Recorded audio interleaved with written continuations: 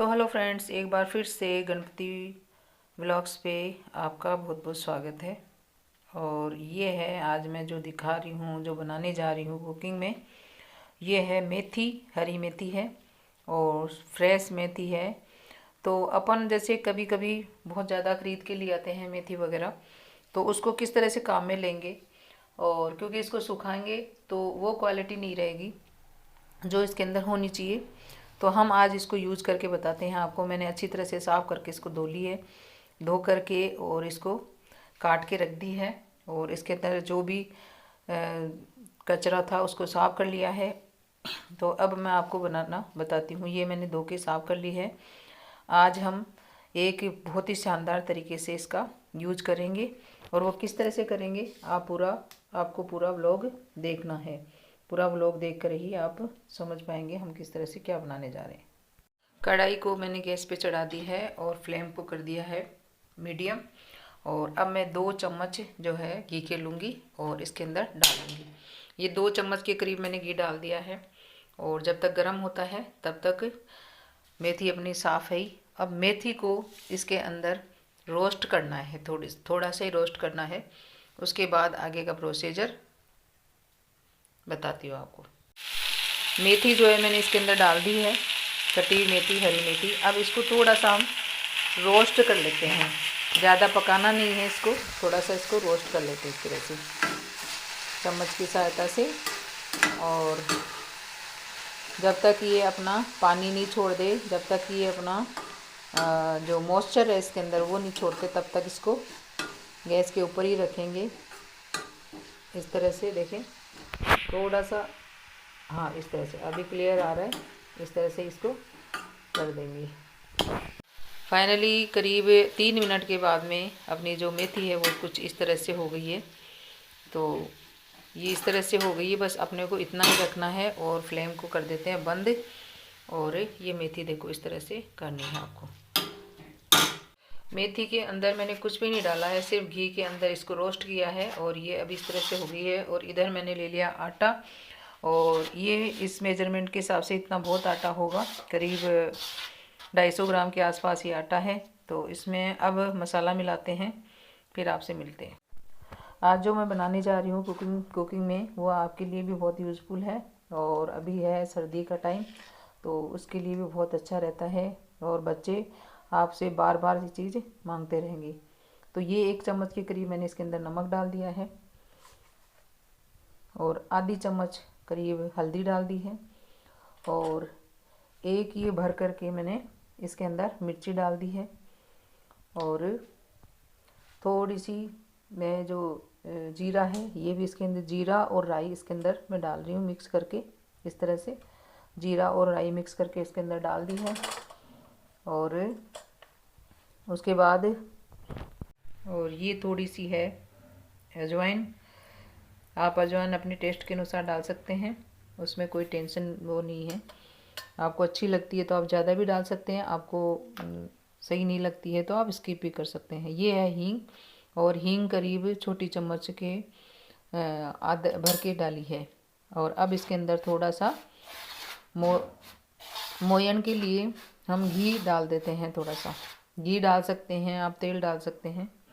मुझे घी थोड़ा पसंद है ज़्यादा, तो मैं घी डाल देती हूँ। और घी तपा हुआ नहीं है, ऐसे ही है, क्योंकि सर्दी चल रही है तो सर्दियों में घी इस तरह से हो जाता है। तो 2 चम्मच के करीब मैंने इसके अंदर घी डाल दिया है, और अब इसको सारे को मिक्स कर लेंगे। और जो मेथी थी उसको भी इसके अंदर मिक्स कर लेते हैं।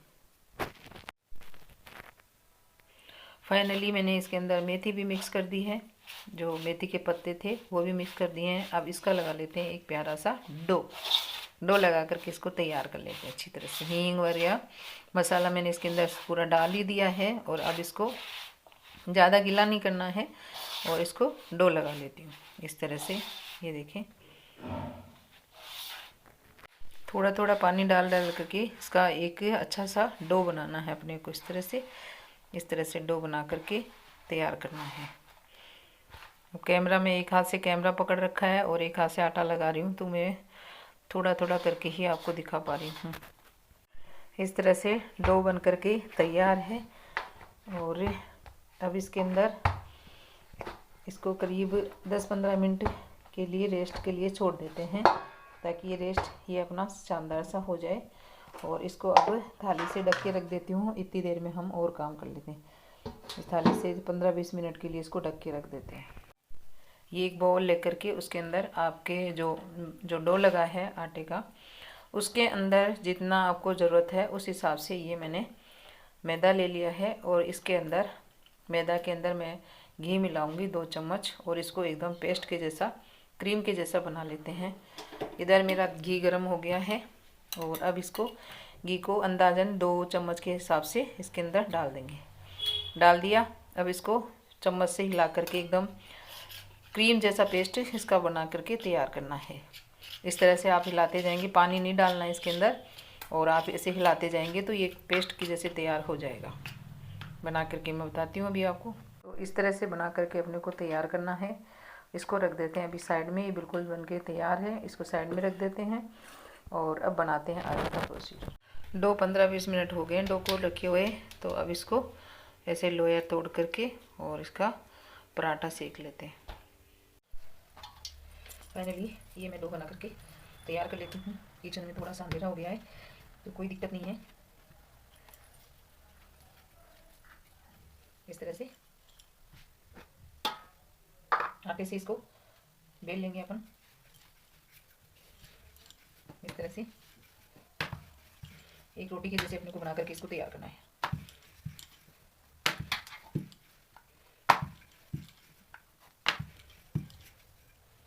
इस तरह से ये पराठा बना के इतना बड़ा बनाना है अपने को। और अब ये है जो मैदा और जो घी था उसका ये पेस्ट है, इसके ऊपर ऐसे लगा देंगे। इस तरह से लगाना है पूरे पे, क्योंकि ये अभी गर्म नहीं होगा। गर्म जब हो जाएगा उसके बाद ये एकदम वैसे हो जाएगा। गर्म होने के बाद में इसका जो घी है वो गर्म हो जाएगा तो एकदम वैसे क्रिस्पी बनेगा। इसलिए ये पूरा इसके अंदर अपने को इस तरह से मिलाना है। उसके बाद सूखा आटा, थोड़ा थोड़ा इसके ऊपर सूखा आटा डालना है इस तरह से। अब इसको फोल्ड करने का तरीका ये है कि पहले यहाँ से आप फोल्ड करें, फिर इधर से फोल्ड करें, फिर इस साइड से फोल्ड करें। आटा, सूखा आटा आपको जरूर लगाते रहना है इस तरह से।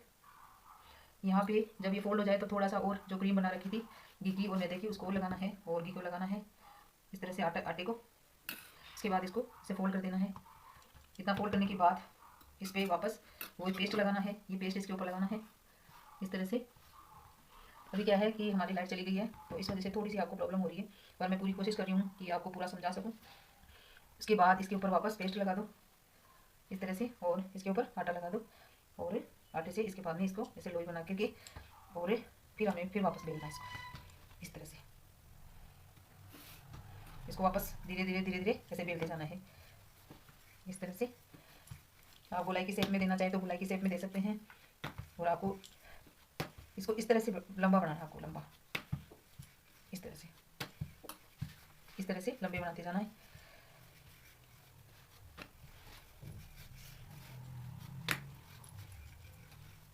डो जब क्रिस्पी होता है तब इसके अंदर जो लहर बनाई है अपन ने वो दिखेगी। जब क्रिस्पी हो जाएगा, जब अपने को जो लहर बनाई थी वो दिखेगी। अब इसके ऊपर अपने को ये वापस जो पेस्ट है हमारे मैदे का और घी का वो लगाना है, और थोड़ा थोड़ा आटा छिड़क देना ऊपर।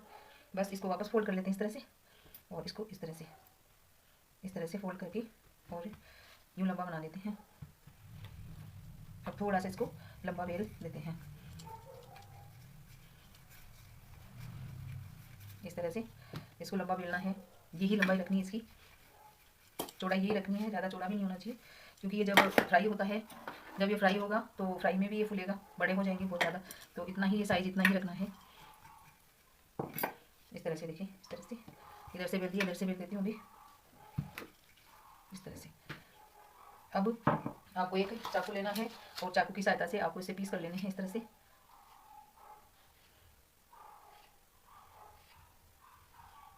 और पीस में दिखा देती हूँ आपको, इस तरह से पीस ये लगेंगे। ये जो पीस हैं वो इस तरह से लगेंगे। अब इनको हम जो कढ़ाई है गरम कर लेते हैं तेल को, फिर कढ़ाई के अंदर इनको निकाल देते हैं।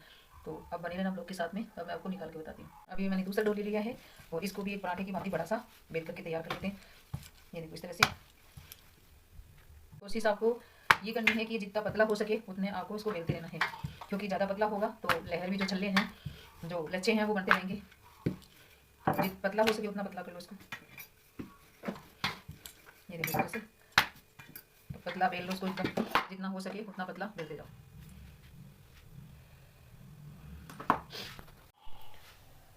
फाइनली तेल गरम हो गया है और ये जो इस तरह से बने हैं, अब इनको इसके अंदर डाल देते हैं। तेल अच्छा गरम हो गया है और तेल अच्छा गरम होने के बाद ही आप इसके अंदर डालें, ताकि ये जो इनके छल्ले हैं वो एक एक खुल जाएं। जब हम इसको बन करके तैयार रखते हैं ना, उसके बाद ही इतने क्रिस्पी लगते हैं कि बच्चे बूढ़े सब इसको खाने का बार बार आपसे डिमांड करेंगे कि वो मेथी वाले दो। तो ऐसे अपन मेथी खिलाते हैं तो बच्चे भी नहीं खाते, न बड़े खाते हैं। तो इस तरह से ये बना के रख लेते हैं, तो इनको बड़े भी खाएंगे और बच्चे भी खूब खाएंगे। चाय के साथ एक शानदार सा नाश्ता तैयार हो गया है।